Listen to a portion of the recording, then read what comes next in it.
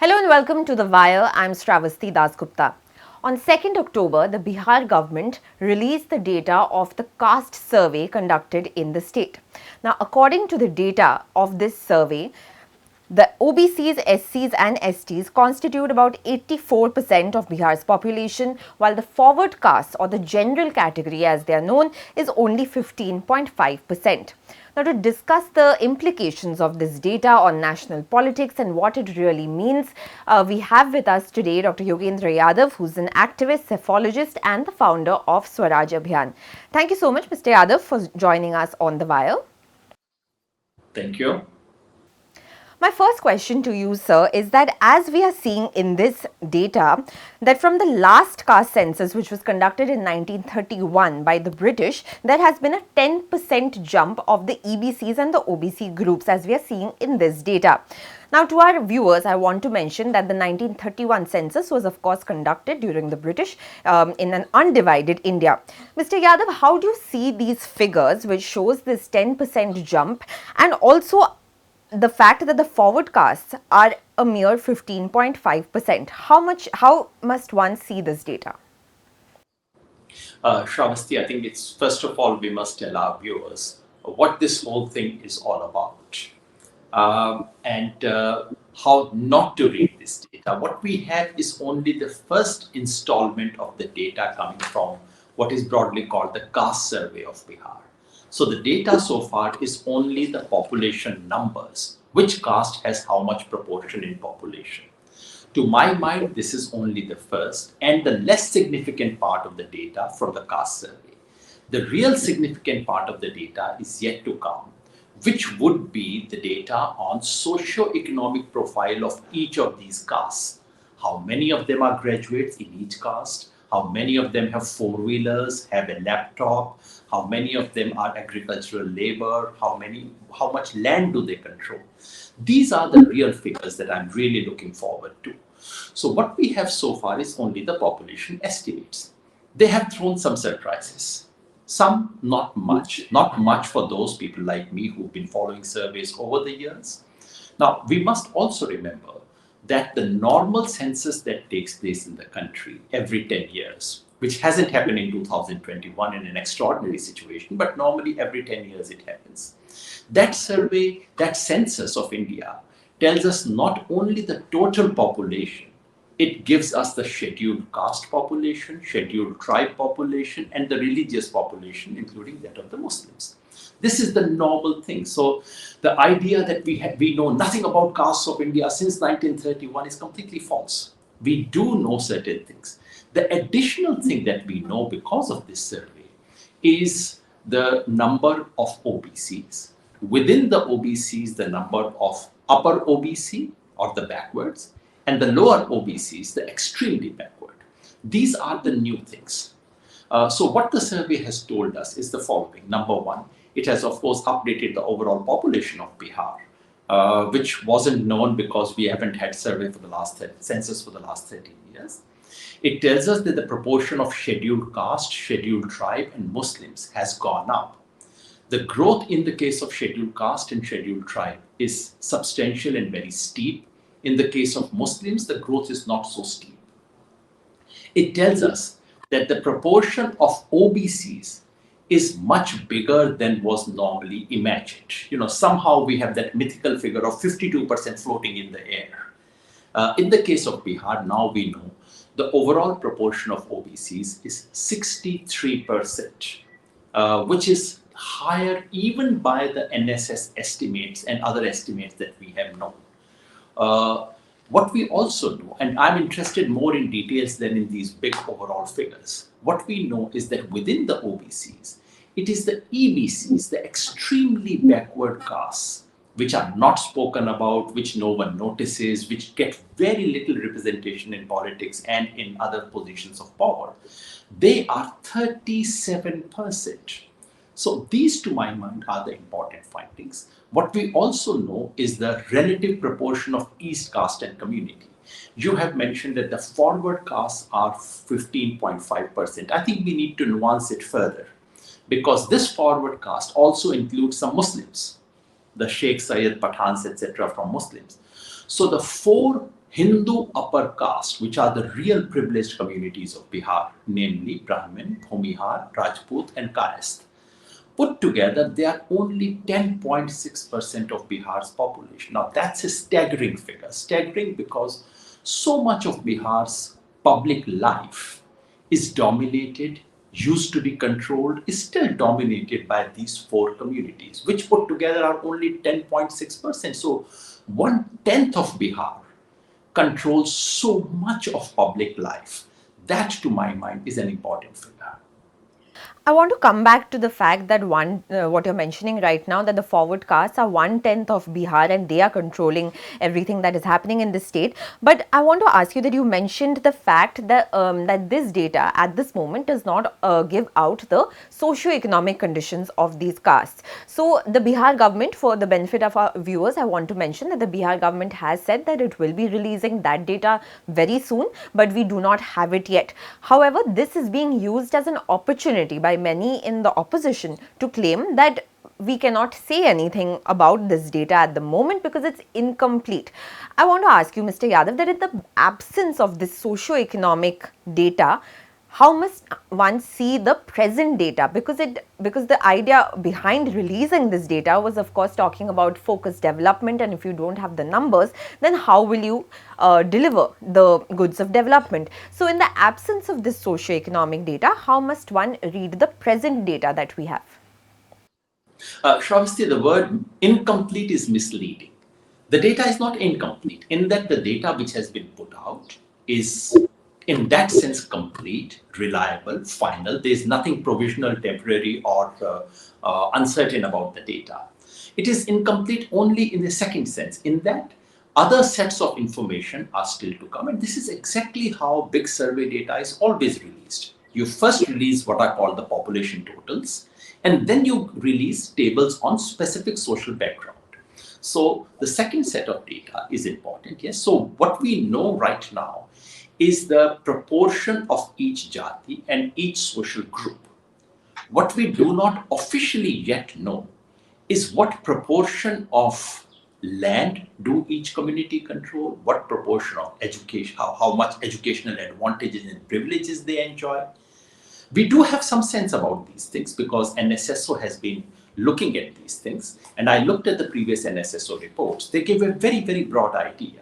So what we do know from NSSO is that among those who have, for example, 5 acres of land or above, which is to say substantially big proportion of land, among them there is a huge difference between the upper caste Hindus and the OBC.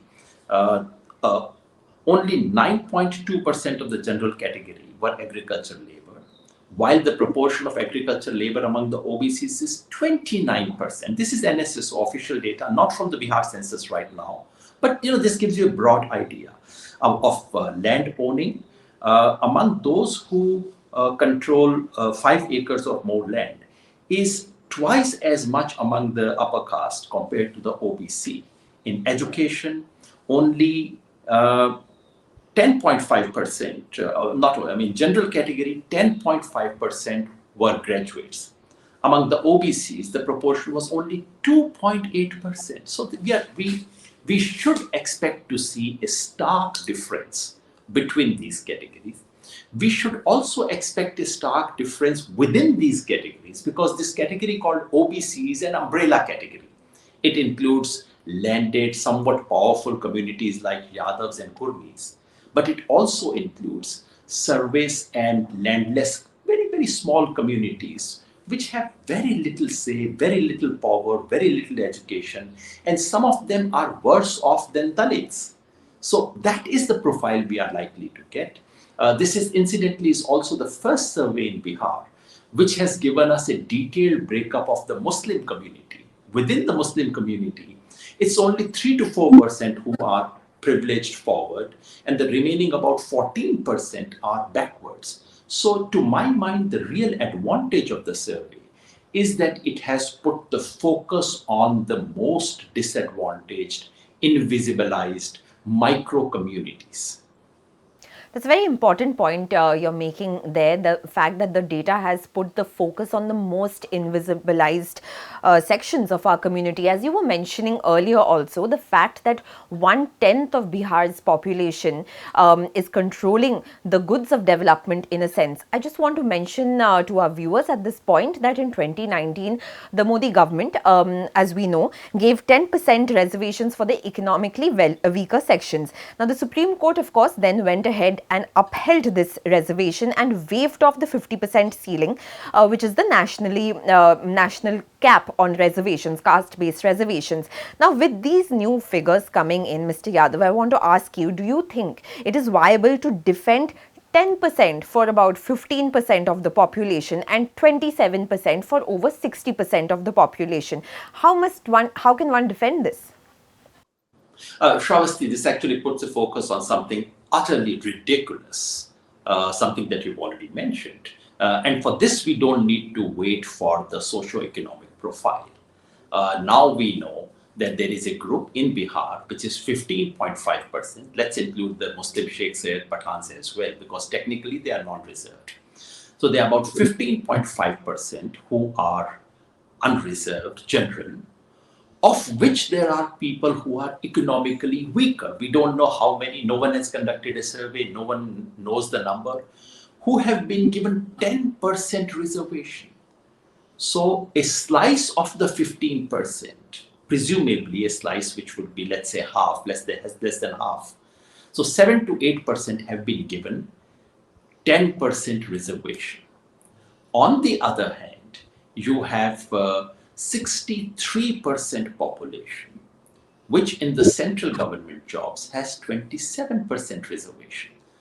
In Bihar government, they have 30% reservation. In fact, if you include women, it's little more than 30% reservation. But that's still less than half.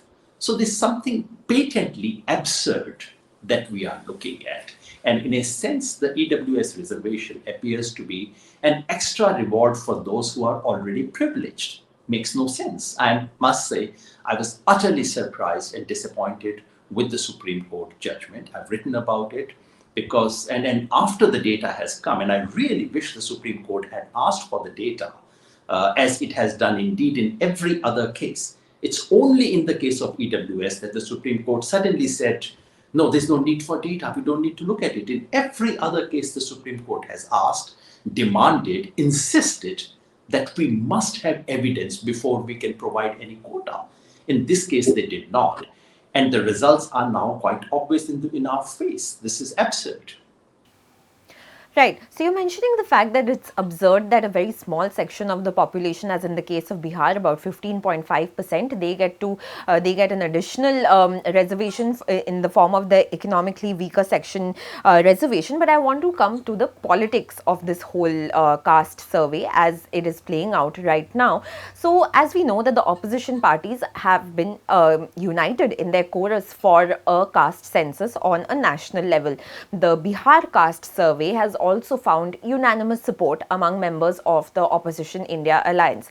Meanwhile, from the BJP, of course, we have not seen a very coherent response. Of course, the Prime Minister's statement did come a couple of days ago where he has accused the opposition of attempting to divide the country, but we'll come to that in just a moment.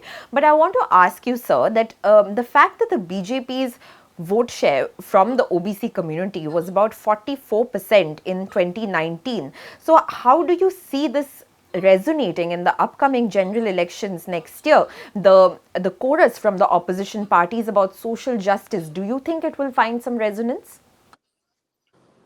First thing first, Sravasti, irrespective of the political benefits, this is a step forward. If the BJP benefits from it, it's a step forward. If the opposition benefits from it, it's a step forward. Getting to know the truth about our society, getting an X-ray of the social situation in our society is definitely a step forward, irrespective of political gains. In terms of who would gain, it is no longer a simple equation where the BJP has upper caste vote and the opposition has the OBC votes. If that was the case, BJP would be nowhere in Bihar politics. So BJP does have a significant proportion of OBC votes, especially the EBC, the extremely backward caste vote. And this particular survey puts the focus on that. So it's not necessarily the case that BJP would be disadvantaged by this, provided the BJP, and that is probably the reason why BJP Bihar leadership wants to be seen to be supporting it.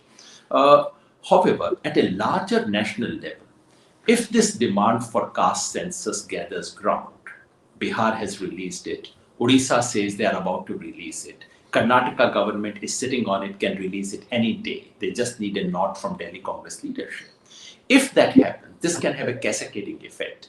And if then the BJP is seen to be opposing it, then BJP comes across as as not a friend of the OBC, because the demand for caste census is seen to be demand for recognition of OBCs. And the reason is simple, because SC and ST are already being counted. It's the OBCs who are not being counted. So if the BJP is seen to opposing the caste census demand, which indeed it is currently, and if the demand gathers ground, then it can lead to a BJP, a mobilization of the OBCs against the BJP. That is what it fears, and that's why the attempt to counter it. And I suspect that is also why the timing of the arrest and detention and raids on the news click, because the government was so afraid of the publicity that Bihar survey was getting. Also, I want to just taking off from your point that the Bihar leadership of the BJP has been very cautious in their approach to the data of the caste survey, in the sense that while we have had the Prime Minister, Mr. Modi, at a rally a couple of days ago saying that the opposition is trying to divide the country, Bihar BJP leaders have said different things at different points. Whether it has been the Bihar BJP chief, Samrat Chaudhary, who has said that there is a need to read this data and go through it thoroughly before coming up with anything, or Giriraj Singh, who said that Nitish Kumar is trying to mislead people. So we have got a wide range of statements coming in, or in fact someone like Sushil Kumar Modi, who has said that it was the BJP which started the process of the caste survey in Bihar. So the BJP appears to be right now not giving out a coherent position. And do you think this non-conformist approach is going to be beneficial rather than taking a yes or no position? It's not merely the Prime Minister. I think the dilemma that the BJP is caught in is much deeper. As we all know, BJP and the RSS would like to see the end of reservations in this country. They don't like reservation for SC/ST, and they certainly do not want an expansion and extension of the reservation, caste-based reservation social justice apparatus. At the same time, given the logic of elections and numbers, they do not want to be seen to be opposing it. Now remember, it's not merely the recent things. You've correctly pointed out all the recent contradictions, but these contradictions go back. In 2010, the BJP had joined the unanimous chorus in the parliament to demand caste-based census. There was a resolution passed in the parliament in 2010, and BJP had happily endorsed it to say there should be a caste-based census. In 2018, when Mr. Rajnath Singh was the Home Minister, he had given an assurance on the floor of the House that in the next census OBCs shall be counted. This is a demand that has been made by the parliamentary committee dominated by the BJP. It is a demand made by 6 governments, not 1 or 2. And this is something which has been endorsed by the National Commission on Backward Castes. So it's not merely one source which happened. It's not merely Bihar BJP. It's a larger national dilemma. And if this demand gathers ground, BJP would have to come clean, would have to take one side. And with the Prime Minister already taking a side, there are not too many sides the BJP can take. And the fact is that they have not allowed caste census to be done. So the BJP is clearly on the wrong side of this movement. And therefore, BJP would not want this to gather pace, to become a demand, to be seen to be something which is endorsed by the OBC. And hence, its desperate attempt to somehow just cover this news. Right. You were, of course, mentioning the fact that the BJP and the RSS historically have wanted to do away with caste-based reservations in India. But we've noticed a departure in the RSS's point of view. Recently, Mr. Mohan Bhagwat said that they would not be opposed to caste-based reservations. This was a departure from his earlier view when in 2015 he said that it needs to be relooked at. The caste-based reservations in the country needs to be relooked at. But in a political climate at the moment where the BJP is attacking the opposition and making pitching Sanatan Dharma as the focal point of its attack, do you see it becoming difficult for the BJP to look away from the caste divide that this Sanatan Dharma quite obviously propagates? It really depends on how the opposition plays it. If the opposition succeeds in making this into a big question, as I said, if Bihar is followed by Odisha, followed by Karnataka, Rajasthan has already, government has declared, probably not notified, the demand for caste census and so on. So if there is a cascading effect, then the BJP is caught. Then they really will have to take a position. And that's really why BJP doesn't want this demand to come up, because they don't know what positions to take. So depends on how the opposition plays it. To my mind, this can truly be a very important moment in the run-up to 2024. BJP knows it. That's why probably the RSS chief was persuaded to issue the statement that he did. Everyone knows RSS position on this issue. This is something they are deeply uncomfortable with, even when they want to have inroads among the Adivasis and Dalits. OBCs are a community, especially dominant OBCs, that RSS has simply not been able to cultivate in that sense. So the BJP would not want this to grow further, and they don't quite know what stand to take. So they are caught in a bind, and hence their desire to wriggle out of it. Of course, you're mentioning the fact that if this becomes a cascading effect across states, then it will become difficult for the BJP to look away from it, and it could become a major talking point going into the elections next year. But I also want to finally speak to you about the larger political implications of this, since we are talking about elections. And my final question to you, sir, is that the demand for caste census is not only gaining ground through different states, but even the allies of the BJP, whether it is the Apna Dal or Om Prakash Rajbhar or even its allies in Bihar. They have Sanjay Nishad in Uttar Pradesh. Everybody, all these allies of the BJP have spoken in favor of a caste census.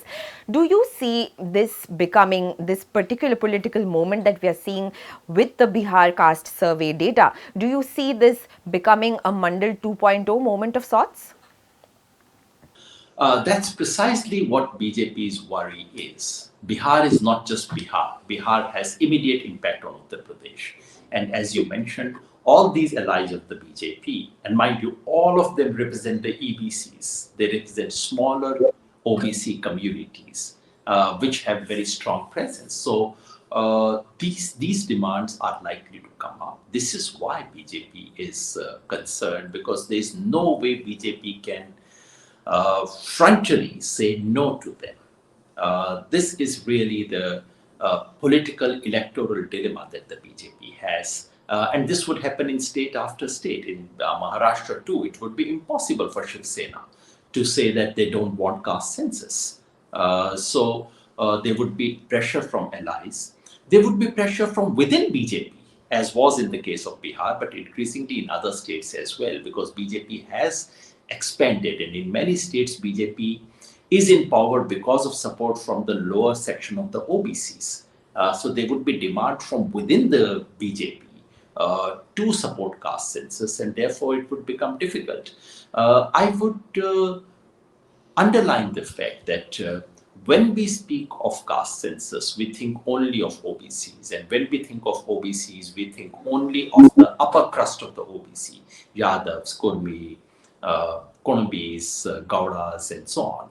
But the real advantage of this survey is that it puts the focus on the lower end, Ati Pichra, the extremely backward. There are very large number of communities which are numerically, each one of them is numerically very small. but put together they constitute a very big chunk. They have not had much advantage from OBC reservations, and the same applies to the case of Muslims. There's a large chunk of Pasmanda, backward Muslims. And to my mind, the real advantage of this survey, both in terms of policy and in terms of politics, will be greater focus and attention on these sections, which have historically been neglected. And this could be their moment in the sun. All right, let's leave it at that, Mr. Yadav. Thank you so much for joining us at The Wire. And for more videos like this, you can log on to thewire.in and watch more of our videos. Thank you so much for joining us.